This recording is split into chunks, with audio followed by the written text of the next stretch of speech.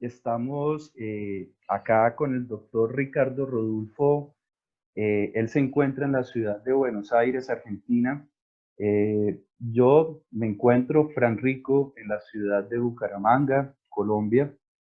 Agradecer primero que todo, doctor Ricardo, su generosidad por haber aceptado esta invitación por parte de una persona que, si bien no tiene experiencia en los medios de comunicación, sí está bastante interesado, digamos, en promover y difundir el psicoanálisis. Entonces empezamos así, doctor, bienvenido y muy amable por su presencia. Muchas gracias por la invitación, Frank. Es un placer. Gracias, doctor. Bueno, nosotros los que hemos podido leerlo a usted, ya sabemos más o menos acerca de su discurso, de su pensamiento, de su acontecer profesional y como pensador psicoanalítico. El día de hoy no es que vayamos a descuidar ese flanco, pero tal vez también tenemos una curiosidad bastante marcada por lo que ha sido su vida, sus decisiones personales, en articulación también, obviamente, con su carrera como un psicoanalista tan destacado como ha llegado a serlo, doctor Rodulfo. Entonces, en esa vía empecemos, ya que el tiempo de Internet es bastante preciado. La primera pregunta que le haría, doctor, es, por favor, ¿qué relato nos puede hacer sobre la historia de la llegada, de la introducción al psicoanálisis a Latinoamérica? Obviamente desde la perspectiva suya en Buenos Aires, en Argentina.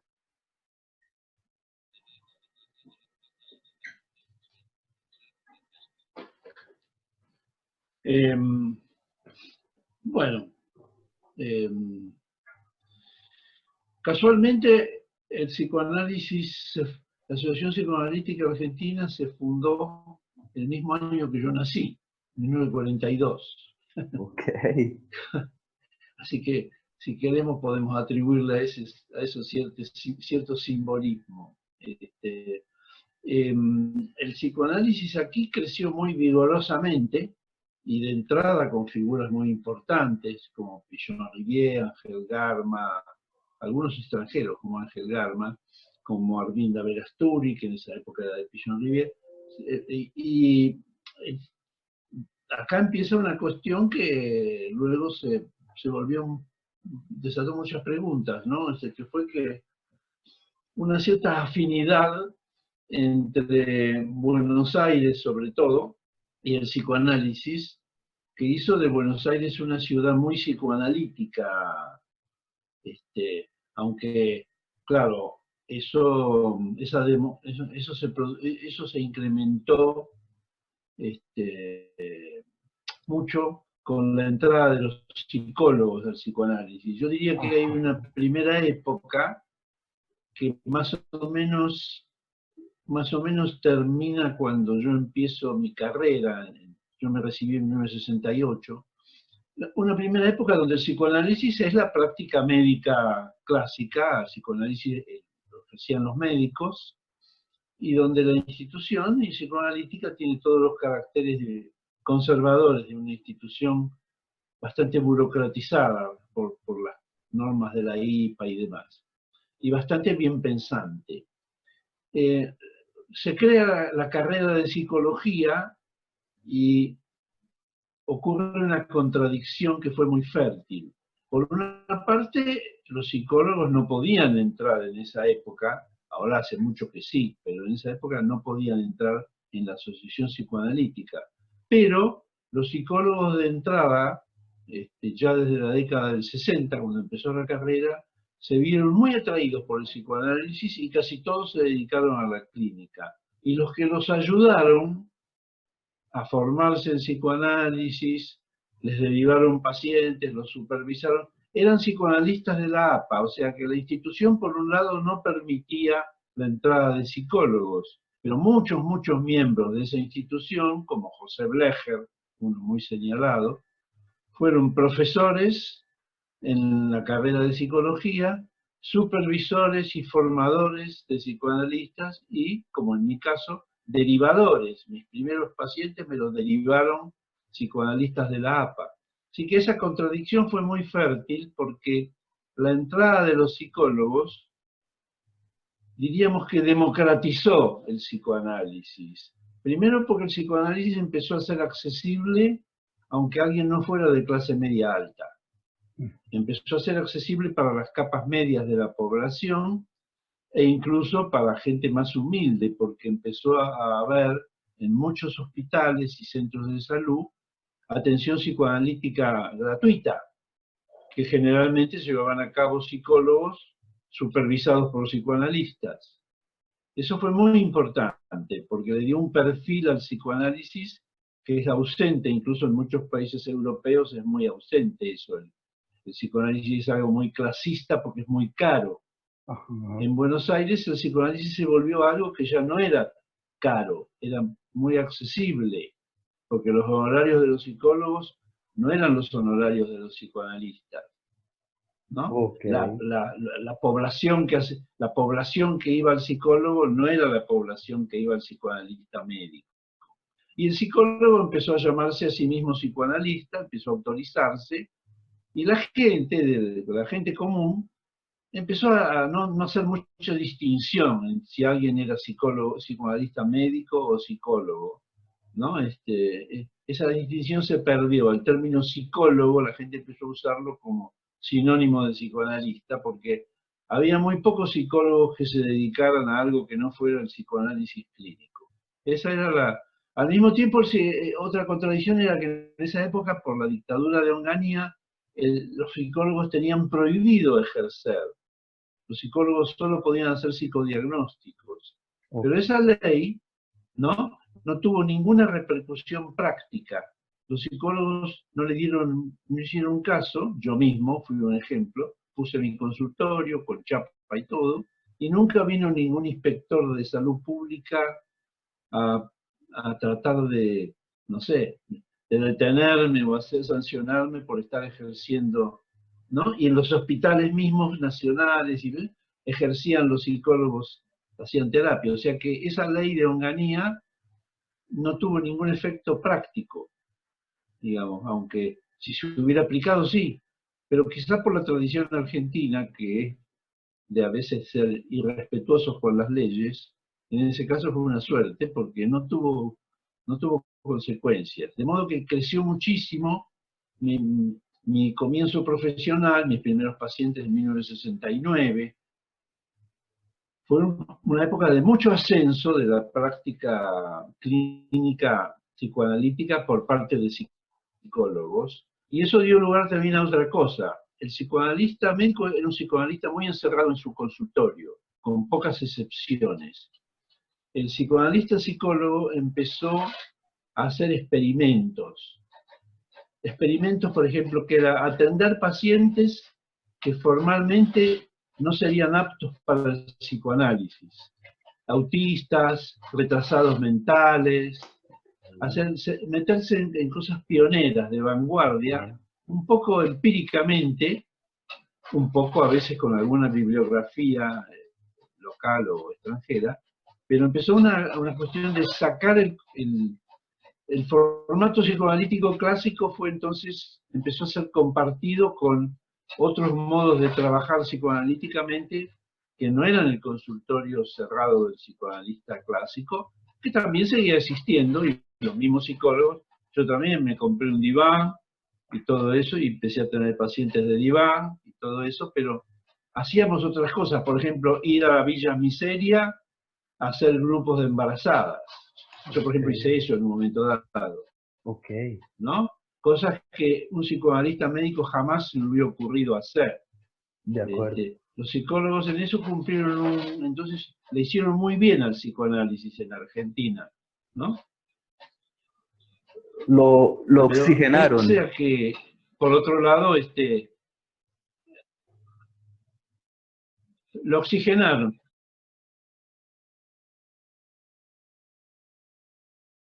Pero en esa alianza, ¿no? Había psicoanalistas médicos hostiles al psicólogo.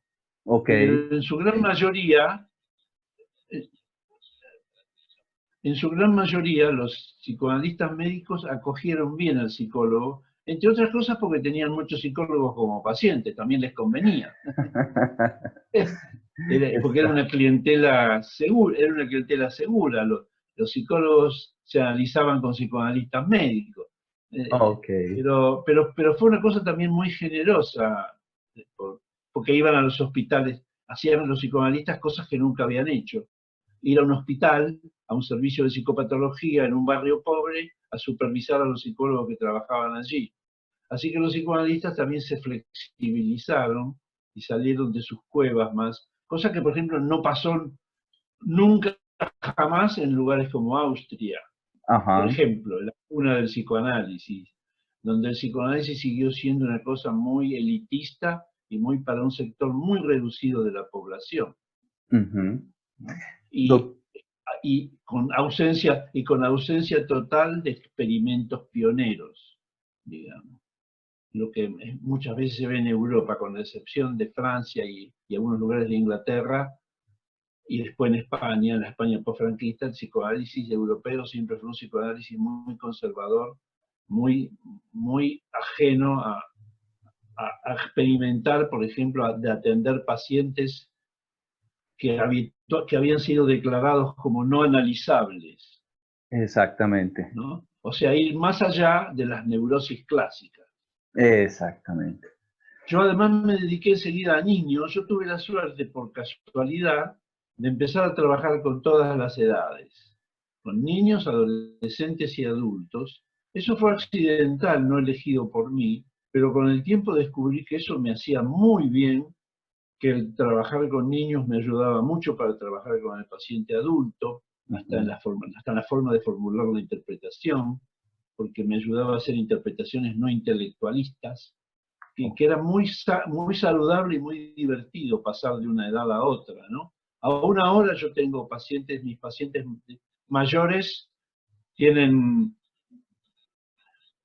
mis pacientes mayores tienen 70 y pico de años, y mis pacientes más chiquitos tienen 3, 2, ¿eh? O sea, tengo un Tiene, rango muy amplio de clientela, siempre lo cultivé. sí, tiene una capacidad para interactuar con esta población infantil, sobre todo también la adolescente, que sabemos que son algo, tienen una transferencia, tienen una actitud algo diferente, ¿cierto? Algo especial.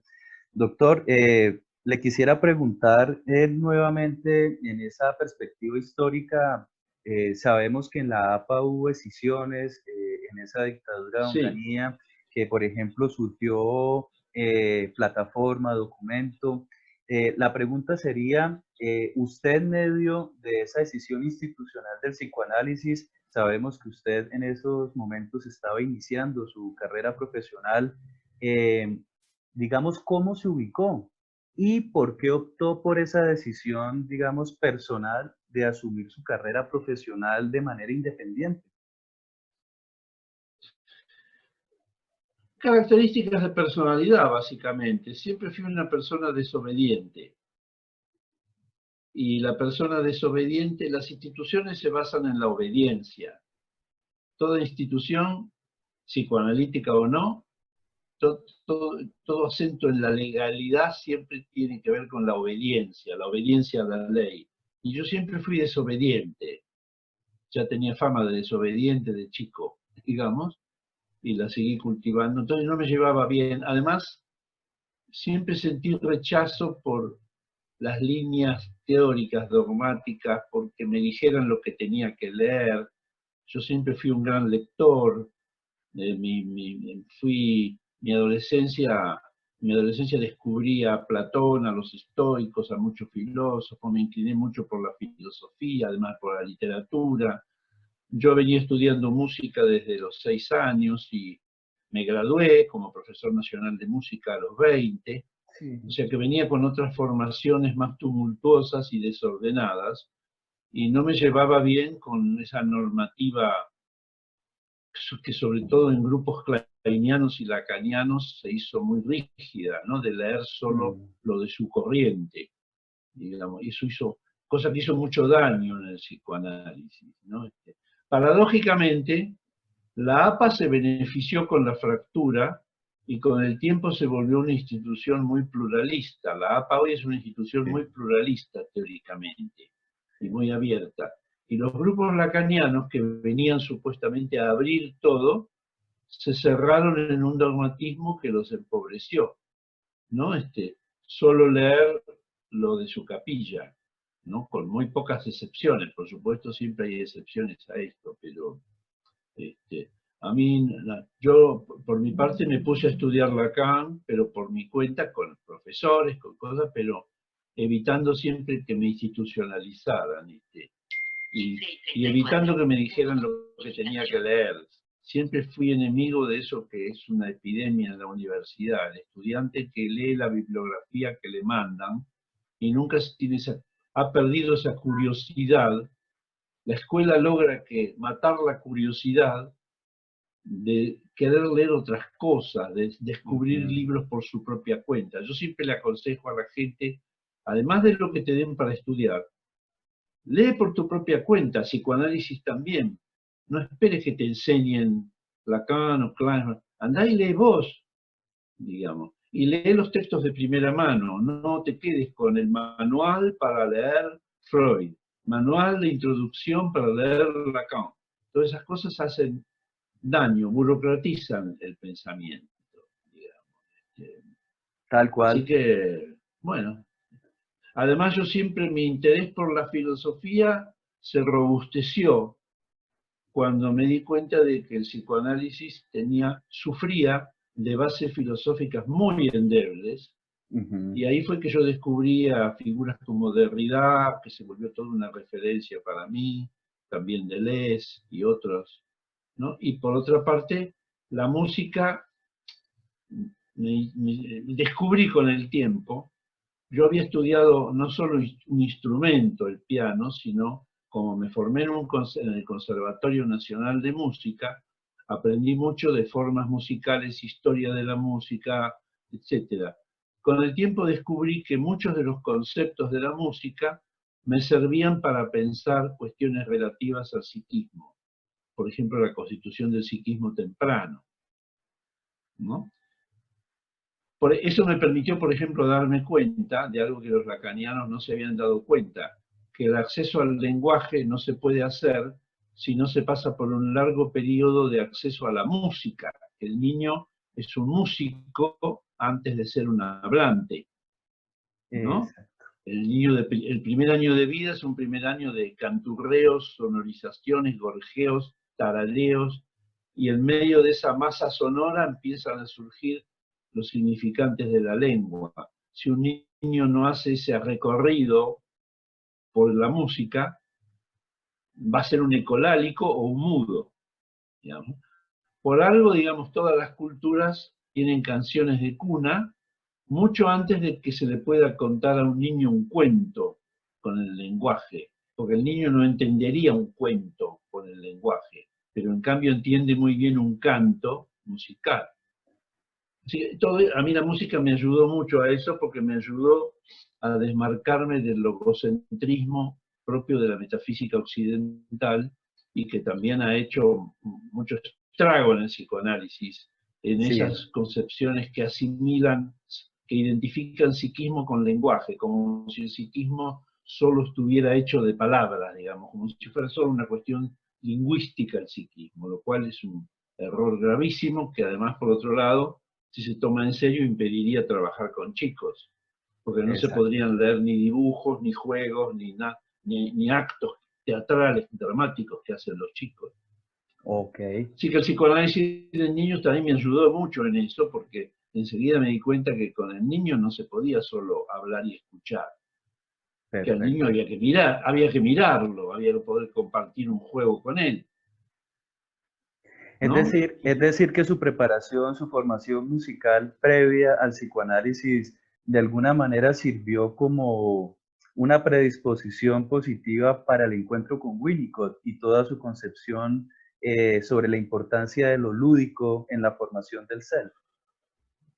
Para mi encuentro con Winnicott, para mi encuentro con Daniel Stern también y Ajá. otros autores, para mi encuentro con Balin, ¿no? Sí, fue muy, muy importante. Además, casualmente, cuando yo era estudiante de música, me había interesado mucho en el desarrollo de las formas musicales de Occidente.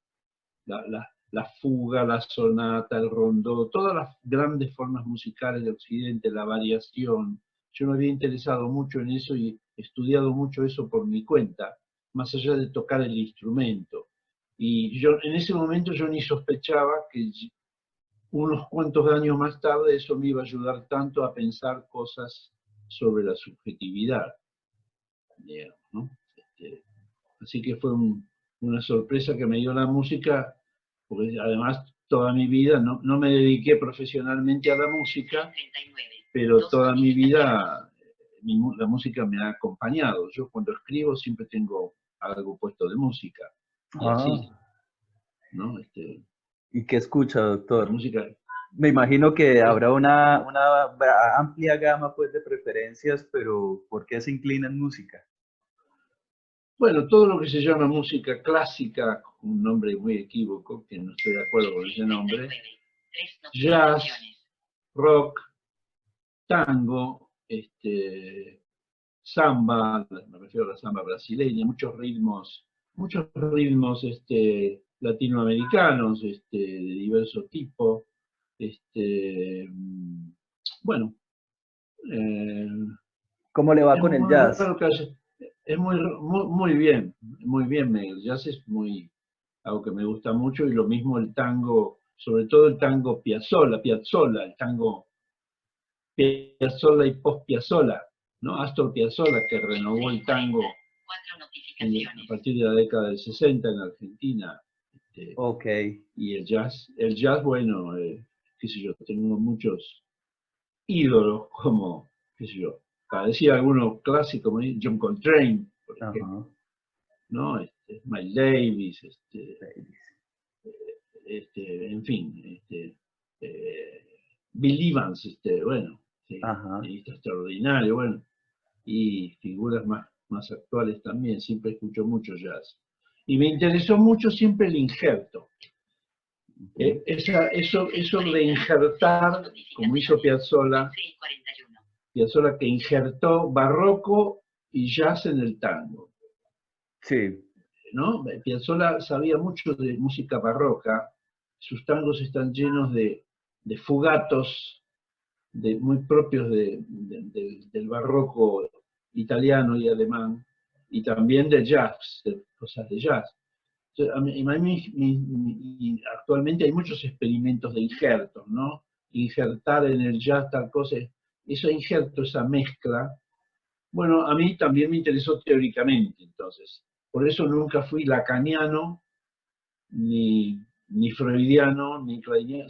Siempre rehuí esas nominaciones, porque me parece que siempre designan un efecto de identidad empobrecedor. Este, Uno piensa con mucha gente siempre, a veces contra alguna gente, pero siempre es mejor tener un nombre propio, aunque sea modesto, que tener un nombre prestado de un apellido elevado a una categoría patriarcal. ¿Cómo no? Sí. Además, he podido ver personalmente y lamentar cómo muchos estudiantes muy talentosos se empobrecían al adquirir prematuramente una identidad antes de tener variedad de lecturas, se enganchaban en leer solo un tipo de cosa, porque por culpa de muchos docentes que han hecho militancia política en la facultad para que alguien sea lacaniano o lo que sea, y eso le hace mal a la gente, no abre, cierra. Y vi gente que con un talento prometedor a veces, pero sometido a, a un régimen de lecturas unilateral. Y no hay ningún autor en psicoanálisis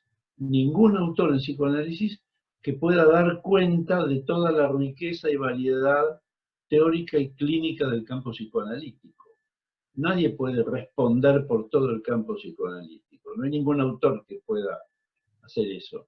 Ni Lacan, ni Winnicott, ni Freud, ni nadie. Winnicott nunca lo pretendió, por otro lado. Exacto. sí lo pretendió, porque es una figura más megalomaníaca, pero bueno, ese es un problema personal. Está bien. Definitivamente, digamos, esa apertura a otras disciplinas, como usted también lo recordó, a la filosofía. Sabemos que en Argentina la filosofía durante un tiempo clásicamente estuvo ahí como el campo dominante a partir del cual se formaban los psicólogos, ¿no? Cosa que ha cambiado un poco en la actualidad con este paradigma más tecnocientífico, tal vez no en la Universidad de Buenos Aires, pero en el resto de universidades de Latinoamérica sí predomina el modelo, digamos, cognitivo, el modelo experimental. A lo que iba y retomo por donde empecé, este apunte es que tal vez Sí, esa apertura, un modelo neopositivista. exactamente, tal vez esa apertura También. suya a la filosofía, tal vez esa apertura suya a la música y también sus experiencias, incluso sociales y políticas, como cuenta en el trabajo que tuvo en las villas, eh, hicieron que usted pudiese adoptar esa perspectiva, esa posición en el psicoanálisis más abierta y que los lectores encontramos en sus producciones escritas que permiten enriquecer la mirada, ¿no? Que es un psicoanálisis diferente y, por ejemplo, cuando uno asiste a los cursos, algunas de sus clases en la Facultad de Buenos Aires, también observa, ¿no? Las personas que van y toman sus cursos y uno identifica la diferencia con el curso de otros personajes de la facultad más ortodoxos, donde el grupo es más homogéneo, ¿no? Entre ellos, a contraste de sus cursos, en donde asiste una diversidad, no solo de personas que tienen diferentes posiciones desde el psicoanálisis, sino diversidad disciplinar, ¿no? Pedagogos, Sí, investigadores, gente de la rama sí, de las ciencias sociales y humanas. Realmente es muy sí, sí. interesante. Sí, los psicoanalistas pecaron en su momento, todavía queda algo de eso, de suponer que para ser psicoanalista bastaba conformarse en psicoanálisis. Eso fue lo clásico, el psicoanalista que solo leía de psicoanálisis y que pensaba que la filosofía, todas esas cosas, eran ajenas a su profesión y no tenían ningún valor para pensar clínicamente. Eso, que es típico de la APA clásica, por ejemplo, fue muy perjudicial. Los psicoanalistas tuvieron que darse cuenta que sin una buena base filosófica quedaban presos del positivismo freudiano, porque Freud estaba muy marcado por el pensamiento positivista, aunque Freud lo excede, lo desborda, pero al mismo tiempo a veces está muy condicionado por el positivismo. En muchos conceptos de Freud eso está muy... Pensar que ellos no necesitaban de filosofía ni de ninguna otra disciplina, ni de antropología, ni de nada, fue una cosa que el psicoanalista tiene que darse cuenta que para ser psicoanalista no le basta con formarse en psicoanálisis, Ujú. que tiene que leer otras cosas, frecuentar otras cosas, y Bueno, además tiene que cultivarse en otro sentido. Tiene, por ejemplo, que ver cine, que ajá, leer novelas. ajá, Hay psicoanalistas que no leen ficción, porque piensan que solo tienen que leer cosas profesionales. Hay exacto, muchas inhibiciones de lectura, ¿no? Un ajá, psicoanalista tiene que ver teatro, ir a interesarse en todo lo que pueda, en música, teatro, cine, literatura. Este, bueno, por supuesto eso no sirve si hace por encargo, tiene que generar algo propio ahí, ¿no? De deseo propio. Pero el psicoanalista que solo es versado en psicoanálisis, aunque esté muy estudioso y demás, siempre va a ser muy limitado en sus puntos de vista.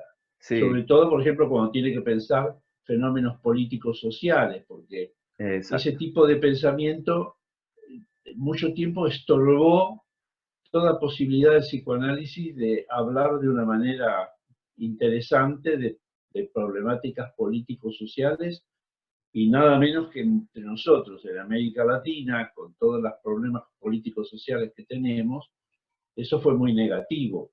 exactamente. tal Como cual. pensar la política no es asunto mío porque soy psicoanalista. Eso es absurdo. Porque además el psicoanálisis tiene categorías e ideas que sirven para pensar fenómenos políticos sin reduccionismo, sin un reduccionismo familiarista, no para pensar que el complejo de Edipo se aplica al presidente de la nación y pavadas así, ¿no? Sino en serio poder pensar fenómenos políticos, pero tiene categorías siempre que las use, siempre que se dé cuenta que las tiene. Claro, claro.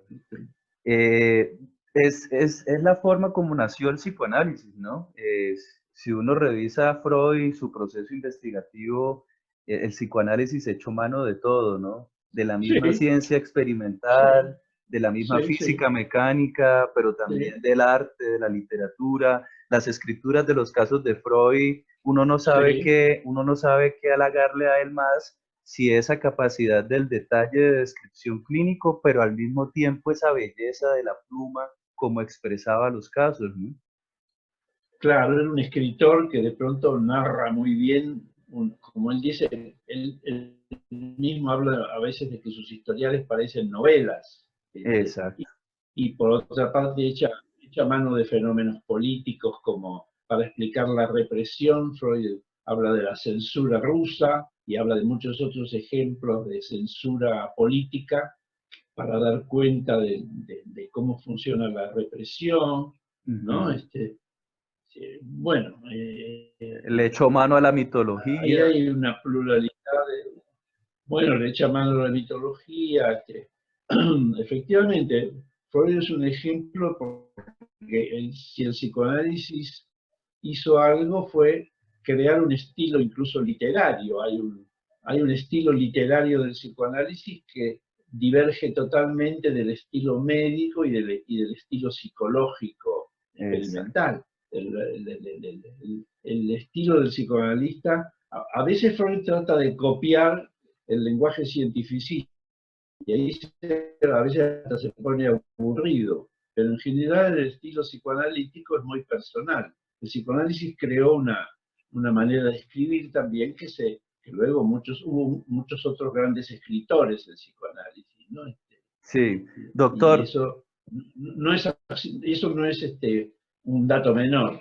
claro, pero luego tenemos también un ejemplo no tan loable, por lo menos desde mi gusto, no sé usted qué piense, también como por ejemplo una Melanie Klein, que no fue profesional, aun cuando entendemos el contexto histórico, social en el que ella vivió, que no es el mismo de la mujer actual, más emancipada, más eh, asumida, digamos, en sus capacidades y más protagonista. Pero de todas maneras sí la coloco como el ejemplo de alguien que se enfrascó solamente en hacer de la obra de Freud como una especie de dogma, con una, digamos, eh, con unos parámetros milimétricos de los cuales no se podía mover, llegando incluso a proponer cosas que hicieron que por mucho tiempo a otras personas de otras disciplinas el psicoanálisis les pareciera absurdo o místico, ¿no? Como por ejemplo proponer la capacidad de que desde que se nace se tiene la capacidad de un bebé de producir fantasías sádicas, ¿no? Ah, sí, sí. Además, Melanie Klein, por otro lado, como escritora es muy pobre, escribe muy mal, es muy monocorde. Y además, sí, por un lado, Melanie Klein tuvo el mérito pudo inventar una manera de trabajar con chicos, y por otro lado, tuvo mucha capacidad a veces para detectar y leer fantasías del niño. Pero cuando va a teorizaciones generales, a hacer teorizaciones de conjunto, bueno, ahí hace agua por muchos lados. Por ejemplo, en lo que acabas de decir, atribuirle a un bebé una vida fantasmática que hace que el que lee eso piensa, esto no es ciencia, esto es fantasciencia, y entonces deja de lado. Este, y además, todo el dogmatismo muy cerrado le, lo que Winnicott llamó en una carta a Melanie Klein, Winnicott le cuestiona esto, la llama a destruir su sistema teórico, le dice: usted es la única que puede destruir su propio sistema. Destrúyalo, porque esto es un lenguaje muerto. Muy interesante esa idea de Winnicott de cuándo una teoría se vuelve lenguaje muerto y cuándo en cambio es un lenguaje vivo. Porque ha habido muchas teorizaciones psicoanalíticas que se han convertido en lenguaje muerto. Citas de citas de citas de citas, ¿no? Frases estereotipadas, interpretaciones que se repiten de generación en generación, sin invención, digamos, ¿no? Bueno, y lugares comunes por el estilo. Todo eso es lenguaje muerto que hay que evitar, digamos.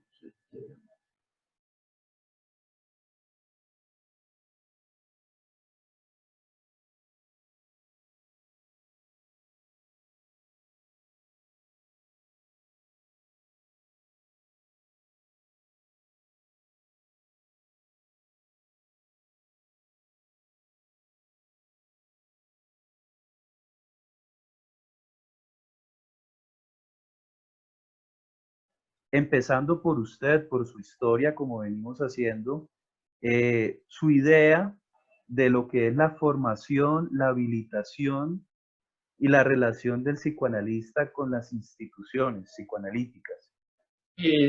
Sí, la burocracia existe en todas partes. Ahora, Buenos Aires es una característica interesante.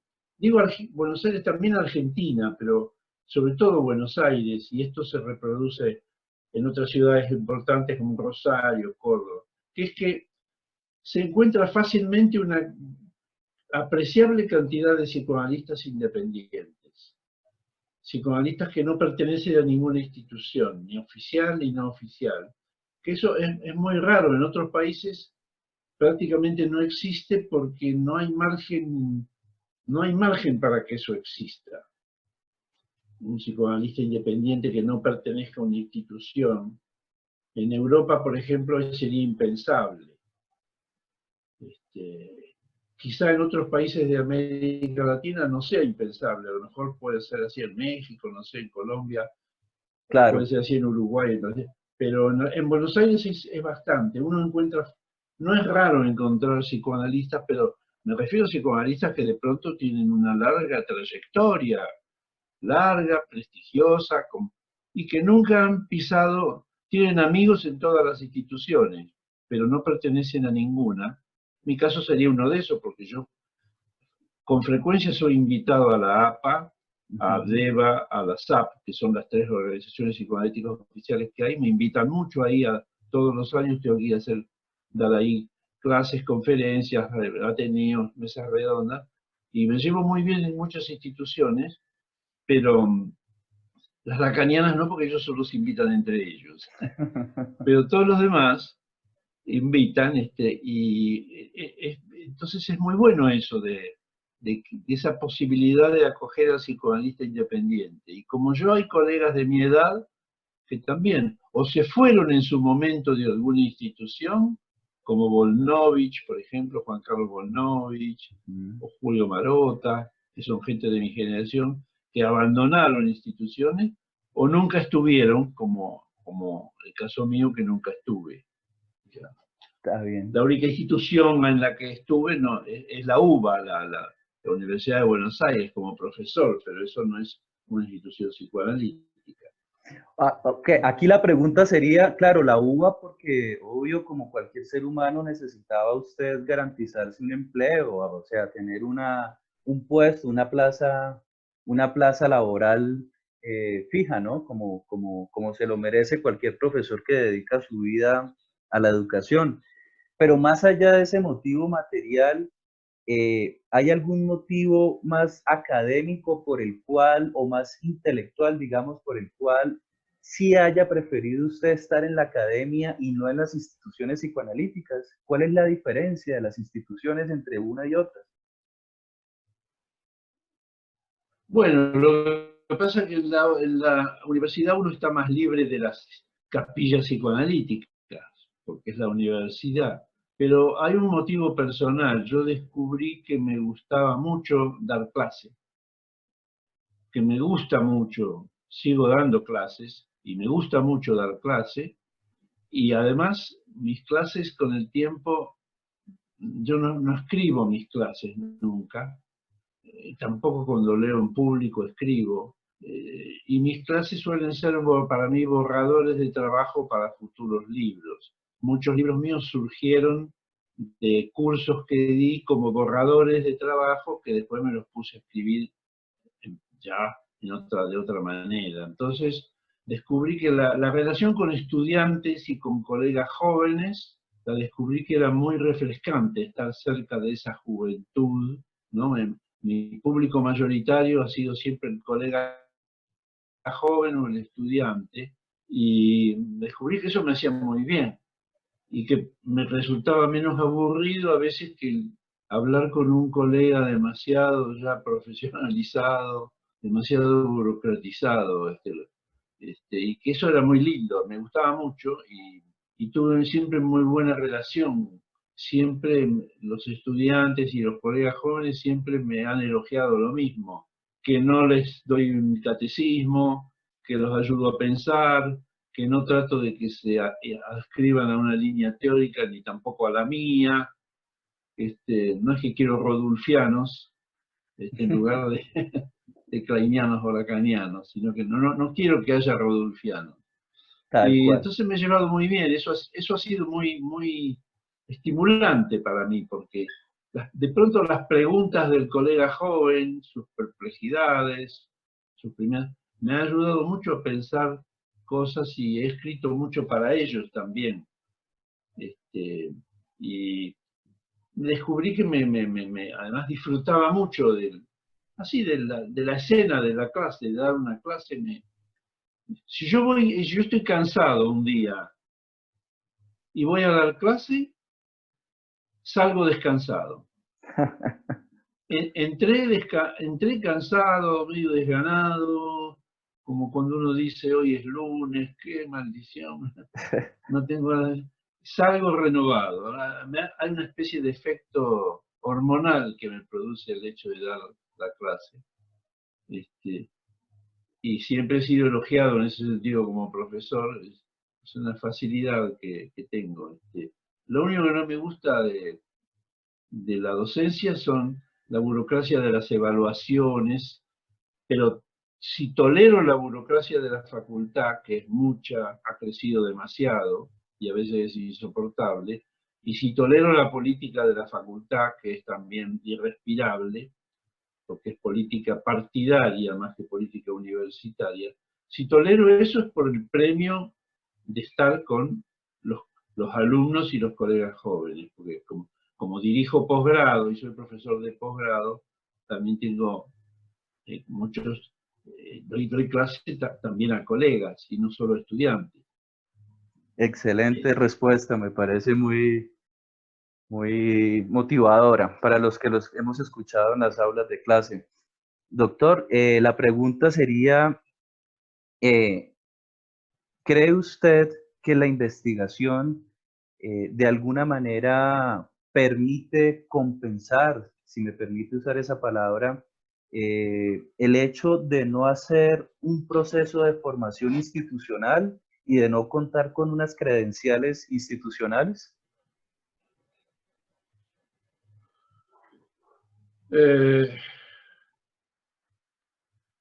Bueno, yo tengo mis credenciales como psicólogo en salud pública, como agente de salud, pero depende a qué se llame investigación. Ah, ok. Yo hablaría de investigación clínica, que es una investigación propiamente psicoanalítica. Ahora, el psicoanálisis no se lleva bien con las investigaciones hechas con los parámetros de las ciencias duras, imitando a las ciencias duras, y con todos esos protocolos académicos de la tesis. El psicoanálisis lo tiene que hacer. Yo mismo escribí mi tesis, que se volvió después un libro mío, El niño y el significante, Ah, ok. pero digamos que el psicoanálisis, con esos parámetros de investigación donde aparece lo estadístico, cuantitativo, la investigación del psicoanálisis es más cualitativa, es otro tipo de investigación que la que puede hacer un sociólogo, un epidemiólogo, un médico. Cuando imita eso le va mal, ¿no? Y, y hoy día ha cambiado mucho las instituciones psicoanalíticas, muchas de ellas se han asociado a universidades privadas para dar maestrías o doctorados. Exacto. Entonces, por ejemplo, una institución psicoanalítica de pronto tiene cursos que son para una maestría en la Universidad de La Matanza, Ujú. por ejemplo, para tomar un lugar de fuera de la ciudad de Buenos Aires. Y entonces tiene esa mixtura, digamos, ¿no? El psicoanálisis, el psicoanálisis es sabido que el psicoanálisis tiñó la facultad de psicología de una manera muy única, casi única, porque en la mayoría de las carreras de psicología del mundo hay muy poco psicoanálisis o nada. Hay Ujú. mucho cognitivo-conductal. El psicoanálisis en la facultad de psicología siempre fue una facultad muy psicoanalítica. Ahora está más matizado eso, pero en general predomina en lo psicoanalítico, y eso le dio a la Facultad de Psicología un sello propio que es difícil de encontrar en otras facultades del mundo, ¿no? Donde uno puede hacer todo el grado sin enterarse que existe algo que se llama psicoanálisis, Ajá. digamos, ¿no? Este, Es así decir que, es que decir que su producción escrita, es decir que, por ejemplo, sus libros que ha venido sacando frecuentemente, sobre todo en esta última década, hemos visto su producción más asidua. ¿Usted la considera como producto de la investigación, doctor? producto de esa investigación sui generis, que sería la investigación psicoanalítica, claro, Ok. el estudio de casos. A mí me ayudó mucho en ese sentido. Yo me pasé muchos años estudiando Levi-Strauss y todo su método de análisis estructural, que no es lo mismo que el estructuralismo como moda o como manera de vestir, digamos.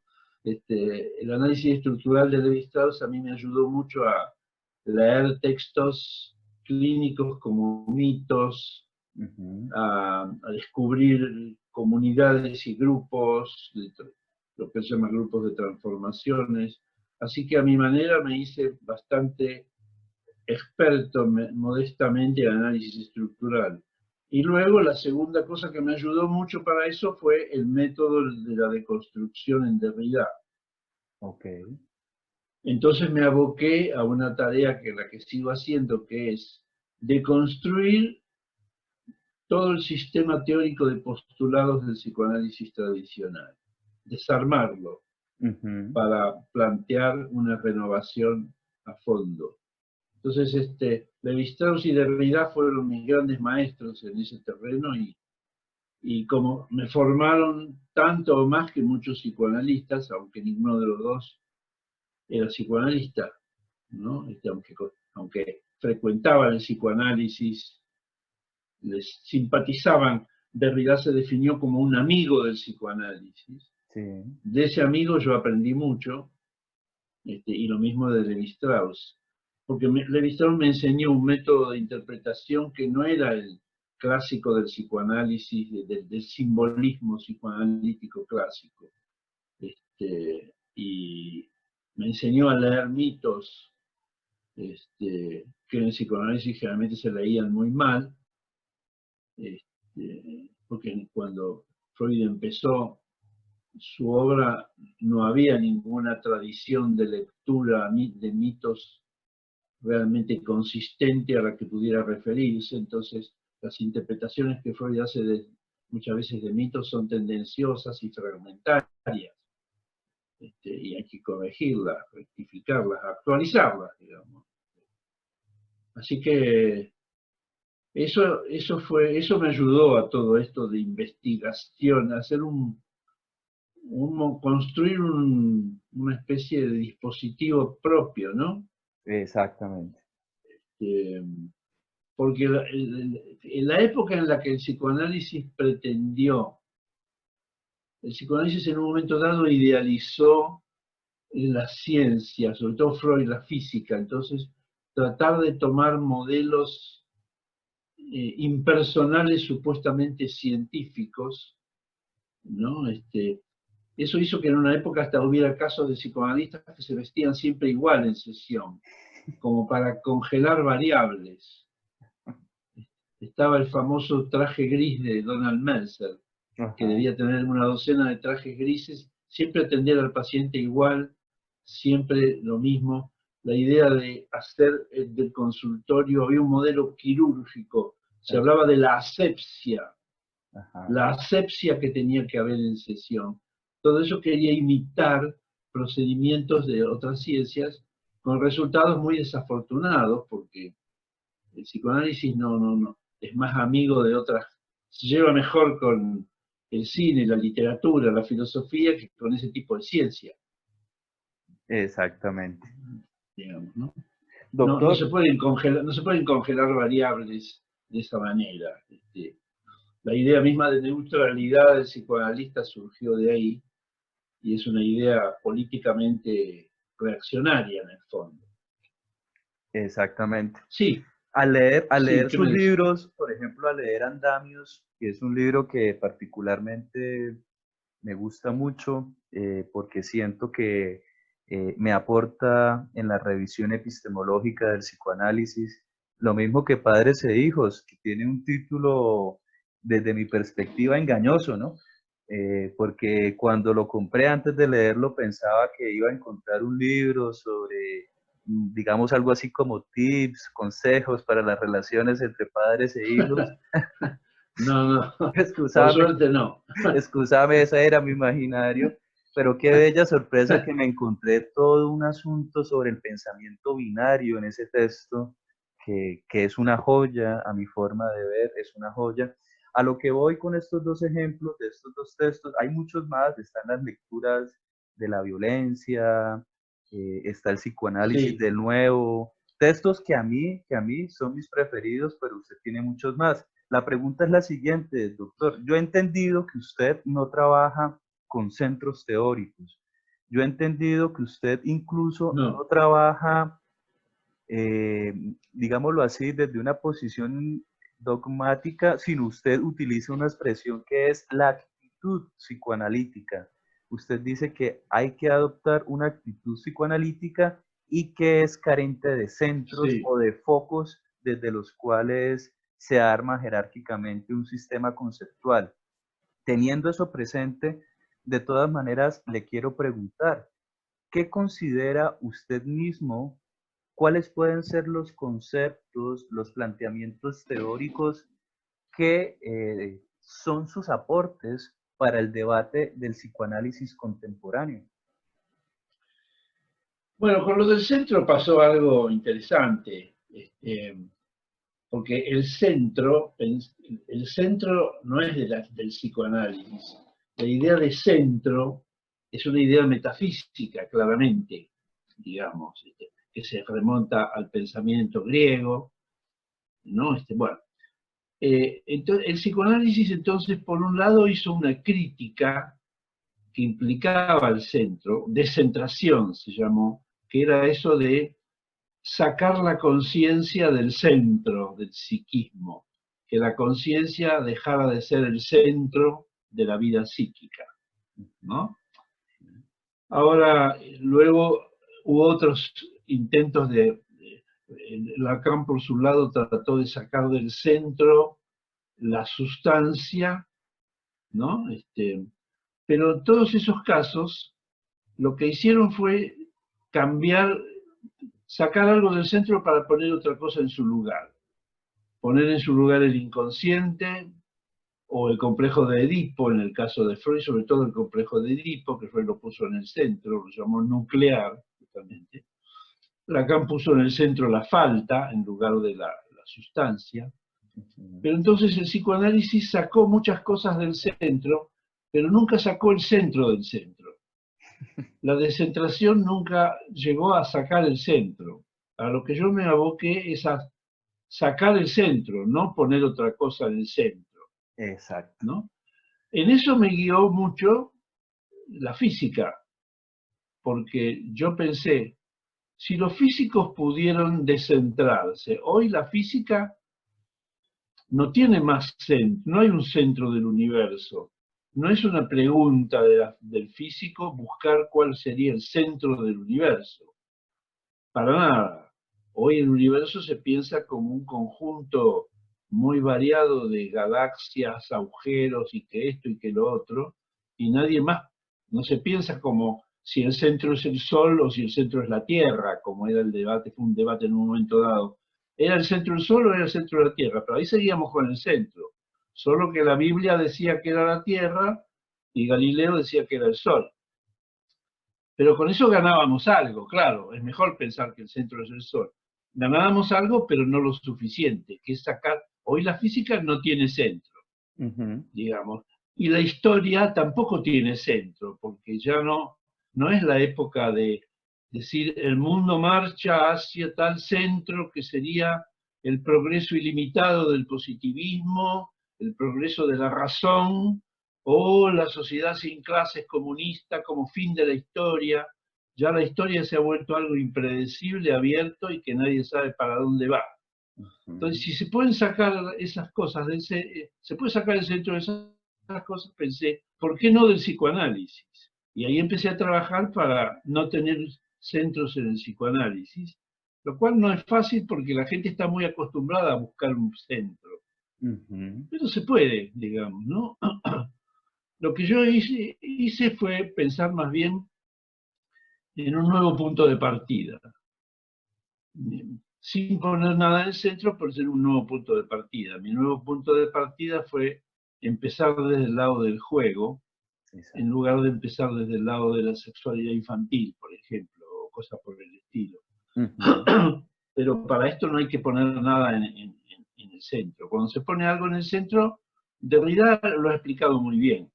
Cuando uno pone algo en el centro, el problema es que todo queda girando alrededor y el centro limita el alcance de todo lo que se pueda pensar, porque el centro tironea hacia sí y no deja que el pensamiento se expanda libremente. Esa es la ventaja de un pensamiento sin centro, se expande sin que lo tironee hacia sí un centro de gravedad que reclama su lugar. El centro siempre tiene una jerarquía, ¿no? Involucra una jerarquía entre lo central y lo periférico. Es como cuando se dice países centrales, países periféricos, ¿no? Ahí se ve muy bien políticamente, ¿no? ¿Por qué esos países serían centrales y los otros periféricos? Ahí hay una jerarquía, una valoración, ¿no? Por supuesto políticamente orientada, tendenciosa y en definitiva reaccionaria, porque se trata siempre de que los países periféricos lo sigan siendo, Exactamente. para abonar la idea de países centrales que lo sigan siendo, ¿no? Exactamente. En ese sentido yo empecé a ocuparme también de tratar de descolonizar el psicoanálisis. A ver, ¿cómo es eso? Creo que estamos en una era postcolonial, aunque cuesta mucho, pero estamos en una época postcolonial, y que el psicoanálisis en su gestación estuvo muy estructurado por el colonialismo europeo, ¿no? La idea de Freud de lo primitivo, del el niño como primitivo, como el niño como salvaje, es una idea bien colonial, ¿no? La idea de Freud de que el ello sería lo primitivo, natural, que hay que colonizar por un yo que sería cultural, es una idea clásicamente colonial, más colonial imposible. La naturaleza salvaje que el europeo debe civilizar, colonizar y de paso contaminar, Exacto. lograr efectos invernaderos y cosas por el estilo. Hoy le están pasando las facturas a ese pensamiento. Sí, los efectos que es tuvo, una idea ¿no? muy, en política es una idea que proviene del modelo contractualista que diferencia un supuesto estado de naturaleza y un supuesto estado de civilización, ¿no? Yo De pienso que civilización, claro. uno de los grandes aportes del psicoanálisis que Deleuze y Guattari supieron rescatar y enfatizar fue precisamente eso, ¿no? Plantear la indiferenciación, la imposibilidad de una diferencia tajante entre un plano y el otro, entre la inmanencia y lo trascendental, ¿no? Doctor, por ese Sí, punto, digamos, relativizar esa oposición que fue tan fuerte, incluso en Lacan, entre naturaleza y cultura, ¿no? El psicoanálisis creció en esa estructuración opositiva natural. Esto es del orden de la naturaleza, el deseo materno, por ejemplo. Esto es del orden de la cultura, la ley paterna. Ahí ya hay una teoría de género machista, diríamos, patriarcal, falocéntrica, que hay que descolonizar. ok, ¿No? eh, La colonización también se vio en la idealización que en el psicoanálisis se hizo de la bibliografía extranjera. Yo no soy nacionalista, pero muchas veces me ha asombrado cómo muchos psicoanalistas argentinos citan tan poca bibliografía argentina cuando hay tanta. Y en cambio toda la bibliografía parece que tiene que estar en inglés o en francés. Ahí hay un efecto colonial.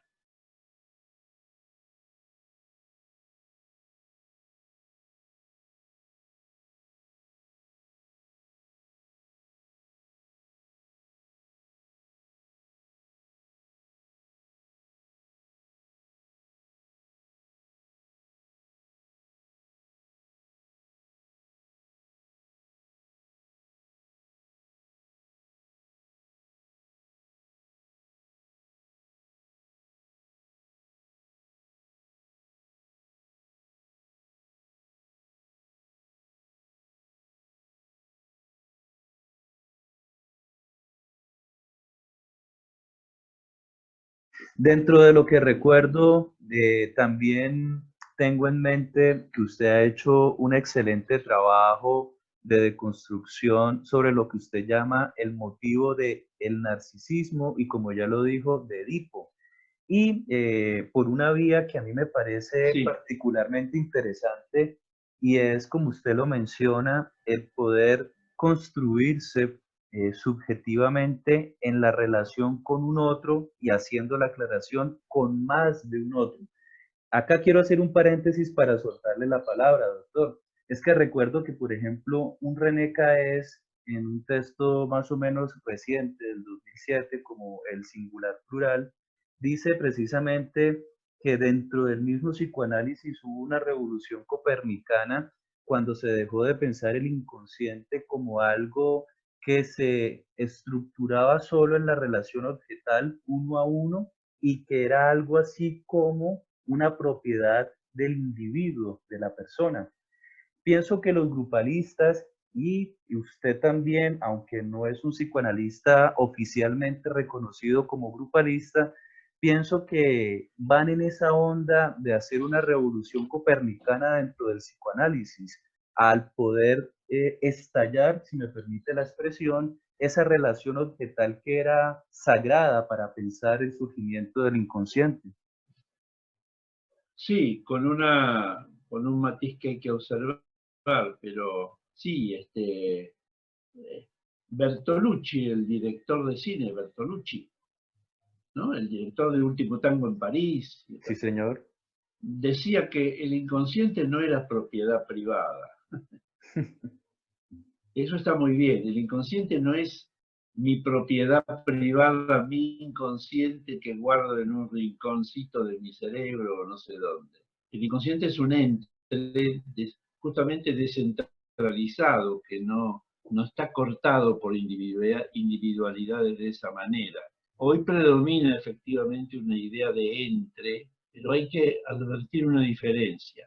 Están quienes hablaron de entre pero grupalmente, pero pensando que las cosas se daban entre individualidades ya constituidas que entonces se agrupaban. Exacto. Juan, Pedro y yo nos agrupamos. Si somos pero nos agrupamos después que Juan, Pedro y yo nos hemos constituido individualmente. Esa es una idea de entre y de grupo insuficiente. Hay que pensar al revés. Primero hay un entre, y de ese entre, en algún momento se van diferenciando cosas que voy a llamar Juan, Pedro y yo. Pero el entre es previo a la formación de individualidades. Ahí está la verdadera revolución, porque si no es insuficiente. Si yo digo esto es entre lugares ya constituidos, primero se constituyó el lugar y después se vinculó. El Exacto. psicoanálisis procedió así, ¿no? Primero había una individualidad, por eso Freud primero pensó que no había relaciones con otro, hablaba de autoerotismo, narcisismo, Exacto. recién después llegaba la relación con otro. Primero uno se constituye, después se relaciona. Pero toda la psicología de la época pensaba así, ¿no? No era que si Freud solo, no había manera de pensar otra cosa. Hoy no pensamos así, pensamos, primero está el encuentro, y en el encuentro se van, por ejemplo, el paciente y el analista forman un entre que es singular, único, de esos dos, porque con otro paciente el analista va a ser distinto. Entonces hay primero un entre del cual se va diferenciando cosas, regiones, y no primero individualidades que deciden luego sumarse, asociarse, pero una vez que están terminadas de hacer, ¿no? Exacto. Eso sería el matiz importante propio de nuestra época, al que se refiere Caes en realidad. Ujú. Caes está pensando por ese lado, por el lado de que primero hay un ente que nos va constituyendo, Exacto. no que nos constituimos individualmente en un uno a uno o por el complejo de Edipo y después Freud llegaba a pensar incluso que la socialización venía después del complejo de Edipo. Tal cual. Primero complejo de Edipo, después nos socializamos y en realidad estamos socializados de entrada, no hay un comienzo, algo que haya que hacer antes de socializarse, no existe eso. Es un problema, es una pregunta que ha caído, es irreal ya, no tiene sentido, digamos, Exactamente. ¿no? Sí. Este, Ya a estas alturas del psicoanálisis es imposible seguir sosteniendo esa posición original de Freud, ¿no? Pero para no deslizarnos del tema, junto a este asunto de la constitución previa entre, para luego sobre ese nivel transpsíquico, sí, ir sí, haciendo procesos de subjetivación. Además de ese tema, yo también rescato en su trabajo, en su pensamiento, que usted explica esa primera relación madre-bebé y ese surgimiento del inconsciente y del psiquismo de una manera también, valga retomar lo que venía diciendo de el poscolonialismo, porque casi siempre en la tradición freudo-kleino-lacaniana, haciendo la aclaración que Freud da para muchas posiciones, pero si lo amarramos con Klein y con Lacan ya sabemos de qué Freud hablamos, hay una idea de que el inconsciente se estructura es netamente o en gran medida por la transmisión del deseo inconsciente de la madre. Y ahí es donde lo amarro con descolonizar, ¿no? Porque en sus lecturas encuentro una idea, la palabra libertad tiene una mala prensa en el psicoanálisis después de Lacan, pero sí encuentro que usted le separa, al igual que Winnicott, un lugar de autonomía, de soberanía o por lo menos también de participación, aun cuando sea un neonato en la sí. producción de su inconsciente. ¿Cómo es eso, doctor? Bueno, una vez ahora que preguntas esto, me acuerdo de una pequeña polémica que tuve con un colega amigo, Jesús Alinsky, que es muy lacaniano, este, donde él decía que la madre y el bebé, todo lo pone la madre, prácticamente. Yo le decía que el bebé es un socio de la madre, que el bebé aporta lo suyo, lo que Winnicott llama espontaneidad, Exacto. aquella dimensión imprevisible que no es reducible a que el otro se la enseñó. Jerusalén me decía, no, el bebé como socio aporta, si aporta un 1% es mucho, es un socio que no aporta casi nada. Ahí estaba esa diferencia, efectivamente. Porque yo pienso que si uno quisiera hacer una especie de pequeña dialéctica hegeliana en este asunto, diría, primero en Freud está el uno. Las cosas se organizan a partir del uno, del individuo que se va formando intrapsíquicamente y después se relaciona. Con Lacan esto sufre una inversión. Las cosas empiezan desde el otro con mayúscula. Lo primero es el otro, ¿no? Esto apareja ahí una serie de ventajas. A partir del otro trajo una serie de progresos en el psicoanálisis, avances en muchos campos, incluso clínicos. Pero no deja de ser una inversión, y las inversiones, como dice Derrida, tienen un efecto limitado, porque se mantienen en el mismo terreno de la problemática. Yo diría que después de esto viene un tercer periodo que sería ni uno ni otro, las cosas empiezan en un entre, En ¿no? el encuentro. En el encuentro, y además hay más de un, esa es una idea que yo tengo, no hay un punto de, es una idea que también le debe mucho a Derrida, no hay un punto de partida absoluto. Yo digo siempre, las cosas, el psicoanálisis mismo, yo digo, empezó varias veces. Toda cosa empieza varias veces. Nuestra vida empieza varias veces, que según el caso se fechan así o asá. No hay un punto de partida absoluto a partir del cual se va derivando todo. Todo empieza varias veces, ¿no? Y esa desaparición de un punto de partida absoluto, único, me parece que es importante. Cuando se dice cuándo empezó tal cosa, en realidad la respuesta siempre hay que pluralizarla, no, nunca empieza. Y otra idea muy rica de Winnicott es, yo la saqué mucho provecho, los padres no son causa del niño. Es una diferencia muy grande con Lacan. Los padres no causan nada en el niño. Los padres son condiciones. Los padres generan condiciones que pueden ser más favorables, más desfavorables, más, como dice Winnicott, facilitadoras, o más, como dice Winnicott, interferidoras o atacantes. Pero no son causa de lo que le pasa o de lo que hace el niño. Sí. Ese salirse de la teoría causa-efecto, el niño como efecto de los padres, es un ambientalismo de lujo, finalmente, de lujo porque es un ambientalismo verbal, pero es un ambientalismo a fin de cuentas, el niño como efecto de los padres, que a los padres les gusta mucho eso, a los padres les gusta pensar que ellos son los responsables de todo lo que al niño le pasa, bueno o malo, aunque sean síntomas de los que vienen a quejarse, pero se atribuyen enseguida, yo soy el causante de esto. No, los padres no causan. En todo caso, condicionan, y eso es bastante ya, poner condiciones, pero no es lo mismo que se sale de la relación causa-efecto. Eso Bien. me parece muy fundamental como para pensar en psicoanálisis, ¿no? Sí, Para sí, pensar sí. en libertad también. Ahí se introduce el margen para la libertad, digamos, ¿no? La libertad de algo que sea propio, Ah. digamos. No propio por esencia, sino propio en el porvenir. Lo propio está siempre en el porvenir, está siempre por hacerse.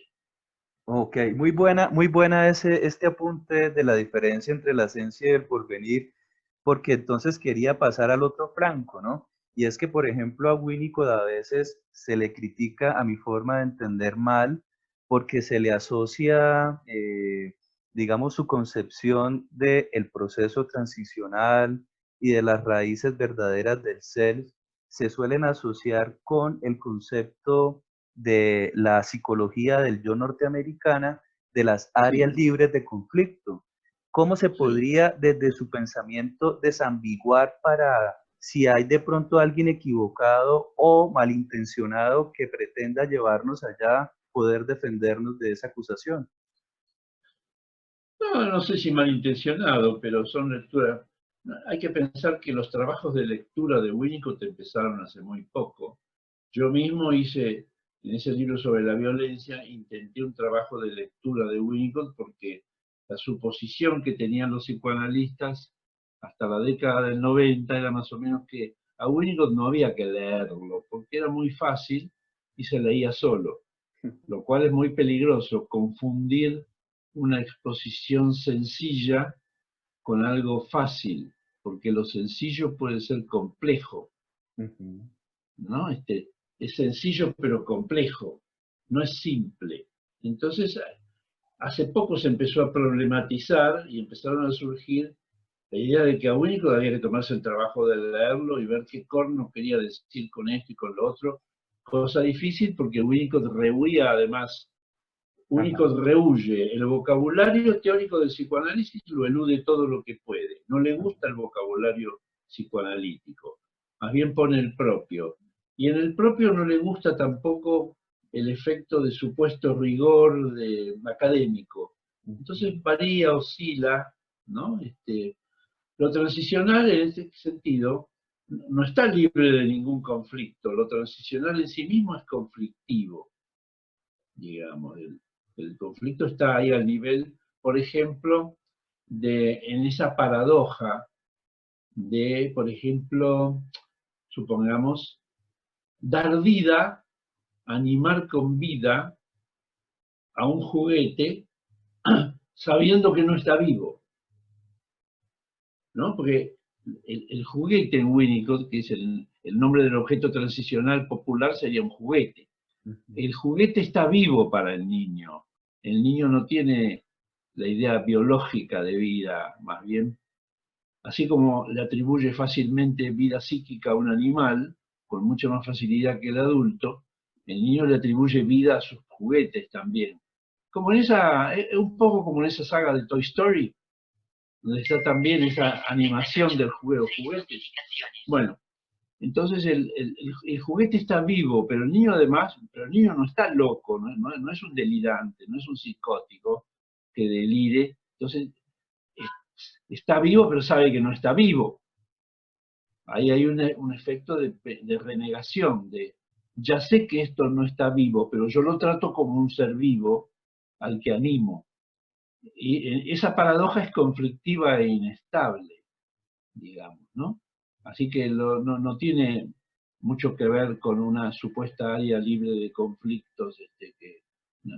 Esa es una lectura más derivada de ciertas ideas del yo de Freud que de Winnicott, ¿no? Claro, claro, sabemos que hay una diferencia grande entre el concepto de yo de Freud y el de self de Winnicott, ¿no? No Sí, solamente por las justamente, tradiciones epistemológicas alemana e inglesa, sino también dentro de la misma teoría psicoanalítica. sí, incluso habría que corregir un poco la traducción. Yo prefiero no traducir el término self, porque se traduce habitualmente por sí mismo. Y esa es una traducción un poco excesiva. El self es el sí. Eh, sí mismo sería self-sameness, que algunos autores usan para decir sí mismo. Ok. El self es el sí. El efecto self, el self es un indicador de subjetividad. Supongamos, yo entro a un lugar, entro a un negocio y está vacío, no hay nadie. Y yo no veo a nadie y yo digo, ¿hay alguien acá? Pregunto, ¿hay alguien?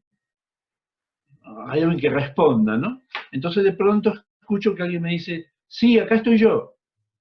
Eso es el self, no el yo, sino esa referencia de acá hay alguien que responde como subjetividad. Eso es el self, ¿no? Esa respuesta que responde a alguien que no es una máquina, un robot, una grabadora, responde un ser vivo, subjetivo, subjetivamente vivo. Ahí está el efecto de self, que después tiene muchas complicaciones. Y por otro lado, el verdadero self siempre es una especie de promesa por llegar, ¿no? Como la tierra prometida del Antiguo Testamento. No tiene una localización. El falso self sí, porque el falso self tiene que ver con una adaptación social protectora de lo más íntimo. Pero lo más íntimo nunca lo termino de conocer, digamos. Lo más íntimo siempre se revela en alguna acción que me sorprende. Winnicott habla de esto cuando dice que el efecto más importante de un psicoanálisis es sorprenderse uno mismo sorprenderse de lo que acaba de decir o de hacer. Ese momento es el de revelación de un verdadero ser. Me sorprendo con algo que no esperaba de mí. Que puede ser una ocurrencia, un dicho, un acto, un sentimiento, una acción, lo que fuera, no interesa.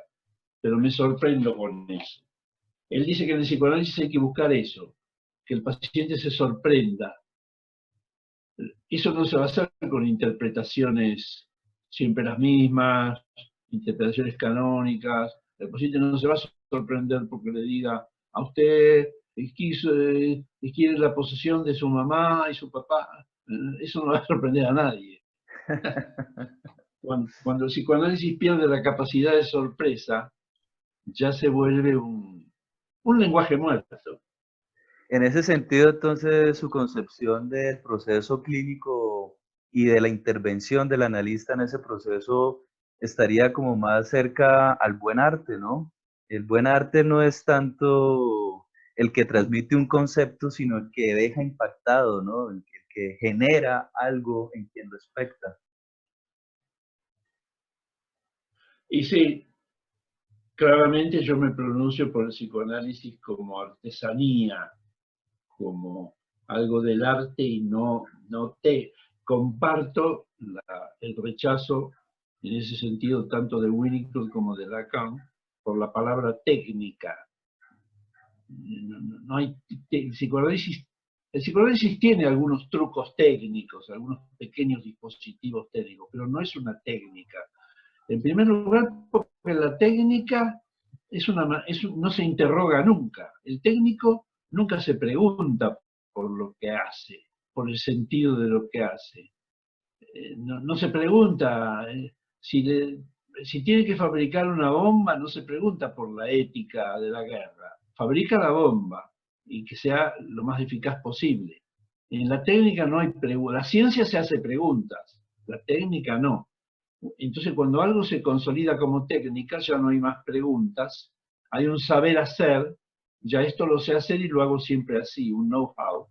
Pero eso no es psicoanálisis. El psicoanálisis no es una técnica que pueda hacerse siempre igual para todos igual, en serie, aplicando. También rechazo por eso mismo la idea de aplicar algo, ¿no? Aplicar un saber de un paciente a otro, digamos, aplicar un conocimiento o el psicoanálisis, lo que se llamó el psicoanálisis aplicado, ¿no? Que hacía lecturas reduccionistas de distintas obras de arte o de películas o de lo que fuera. No, no hacemos técnica. El técnico, hay otras terapias que se basan en técnicas, pero no el psicoanálisis. De acuerdo, estamos completamente de acuerdo. Ya vamos haciendo el cierre.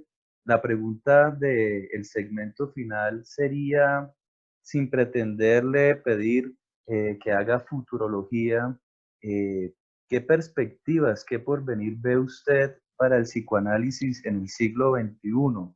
Desde un punto de vista científico o de rigor de pensamiento y también desde un punto de vista histórico-político. Es difícil. Por un lado, el psicoanálisis tiene una ambivalencia, diría yo. Es un movimiento que se plantea como revolucionario, pero que luego institucionalmente es muy conservador, ¿no? Le cuesta mucho tomar del otro. Daniel Stern se preguntaba justamente por qué el psicoanálisis era tan lento en dejar ingresar ideas interesantes y concepciones, descubrimientos interesantes que venían de otros terrenos. Por ejemplo, descubrimientos de las neurociencias. particularmente esto, porque en muchos descubrimientos de las neurociencias en realidad avalan o confirman intuiciones clínicas o hipótesis teóricas del psicoanálisis que en su momento no tenían cómo avalarse. Y sin embargo el psicoanalista se muestra muy resistente, se siente amenazado por las neurociencias. Entonces, en ese sentido, el psicoanalista tiene esa posición. Por otro lado, yo creo que el psicoanálisis tiene algo muy vivo, que aunque parezca que desapareciera el psicoanálisis, reaparecería de otra manera, bajo otra forma, en otro momento. Creo que hay cosas del psicoanálisis que, en ese sentido, no son fáciles de destruir. El psicoanálisis ahora no está de moda como lo estuvo en otra época, algunos lo dan por superado y qué sé yo, aunque en realidad yo diría del psicoanálisis lo que dijo el general Perón de su propio movimiento en su primera presidencia. Perón dijo, no es que nosotros seamos buenos, es que los otros son peores. Perón a veces tenía frases muy humorísticas, esta era una, y yo creo que al psicoanálisis le pasa eso, no es tanto lo bueno que es, sino que las otras terapias que han aparecido, como la cognitivo-conductal, no tienen una consistencia para oponérsele o sustituirlo. Yo a veces he deseado que venga un post-psicoanálisis, ¿no? Pero un post-psicoanálisis, no un anti-psicoanálisis, sino un post que es otra cosa. Algo de ese post seguramente habrá, pero el psicoanálisis resiste, digamos, y muchos filósofos contemporáneos lo han ayudado mucho a resistir, porque gente como Derrida, Deleuze, hizo mucho por valorizar el psicoanálisis, ponerlo en pie de igualdad incluso con proposiciones filosóficas, darle un lugar, reconocerlo, darle consistencia. O sea que confío en que el psicoanálisis va a poder abrirse paso. Tiene que temer más que de sus enemigos, más que el psicoanálisis maldecir al psiquiatra organicista o ponerse en contra de los psicofármacos, que es otro tic que tienen algunos psicoanalistas, de absurdo, o ponerse, ver el enemigo en el conductismo o en no sé qué. El psicoanálisis tiene que desconfiar de sí mismo, tiene que desconfiar de sus propias tendencias conservadoras, que pueden ser muy autodestructivas, como por ejemplo a veces seguir repitiendo las mismas cosas que ya se han demostrado insostenibles sobre la sexualidad femenina, o sobre la sociedad, o sobre lo que fuere. Así que el principal enemigo que tiene el psicoanálisis es el propio psicoanálisis, digamos, y no un enemigo en otra corriente psicológica o en una corriente médico-psiquiátrica, aunque se muestren hostiles al psicoanálisis, no le pueden hacer el daño que sí le pueden hacer un psicoanálisis reaccionario y conservador. Así que de eso depende el futuro del psicoanálisis, de gente y en ese sentido, todo lo que sea líneas teóricas, yo rechazo mucho el concepto de línea. Yo creo que un psicoanalista tiene que tener una posición, sí, una posición tomada, no puede agarrar todo, tiene que tener una posición que eso implica inclusiones y exclusiones, lejanías y cercanías. En cambio, no tiene que tener una línea. La línea es algo militar, marchar en línea, la línea es obediencia. Y el psicoanálisis al psicoanálisis no le viene bien eso, ninguna línea. Por buena que parezca, no hay ninguna línea. Por el hecho de ser el efecto de línea va a ser negativo, va a ser malo. Porque Foucault nos enseñó a ver eso, ¿no? Como eso derivaba de un orden militar que luego se había llevado a instituciones educativas, médicas, ilusiones de todo tipo. Así que eso diría. Coincido con Derrida, yo adopté el programa que propuso Derrida en el 2000 para el psicoanálisis del siglo XXI, en los estados generales del psicoanálisis, de realidad propuso que el psicoanálisis en el próximo siglo se aboque al estudio de las problemáticas del dominio, del poder, del control, de la soberanía, tanto en lo micro como en lo macro. Yo personalmente estoy con ese programa y estoy tratando de desarrollarlo a cabo en la medida de mis fuerzas, por supuesto, y con la ayuda de mucha otra gente y de muchos otros textos. Pero creo que ahí el psicoanálisis tiene mucho que decir en las problemáticas de dominio, de control, de soberanía, de poder, de jerarquía, ¿no? Todo, repensar todas las cuestiones de poder. Deleuze y Guattari también han hecho mucho aporte a eso con toda su idea de lo transversal, lo que no es vertical, digamos, ¿no?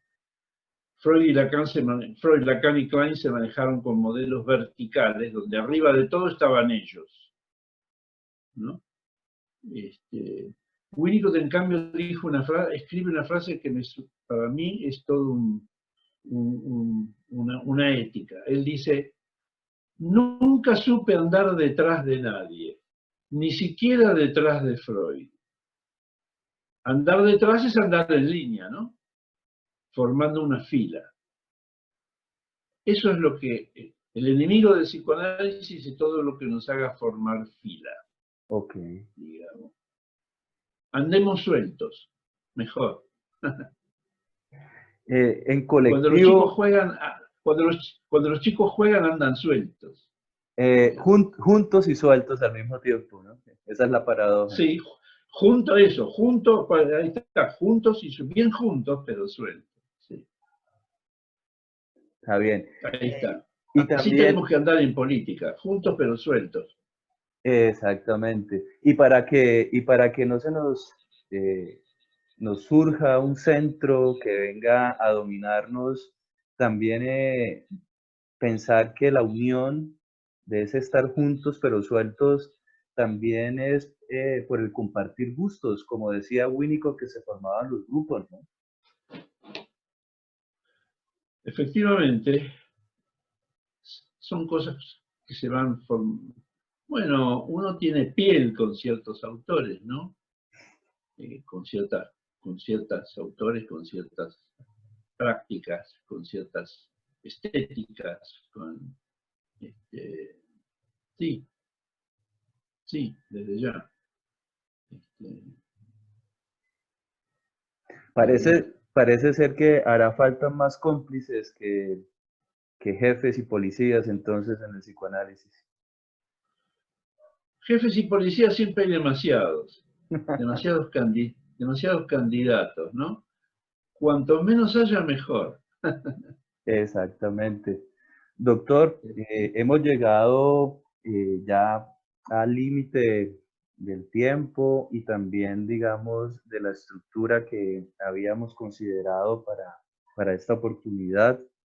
Eh, yo le agradezco por tercera vez el tiempo que nos ha sacado, su generosidad, pero personalmente también agradezco a la vida, no solamente por esta oportunidad de nosotros poder sentarnos a hablar y compartirlo con otras personas que quieran verlo, sino también agradezco la oportunidad un poco azarosa, porque no había nada predeterminado para que así sucediera, de habernos encontrado, de haberlo conocido y sobre todo de haber podido tener acceso a su trabajo, a su pensamiento y también a la calidad de persona que usted es también en lo personal, en lo individual.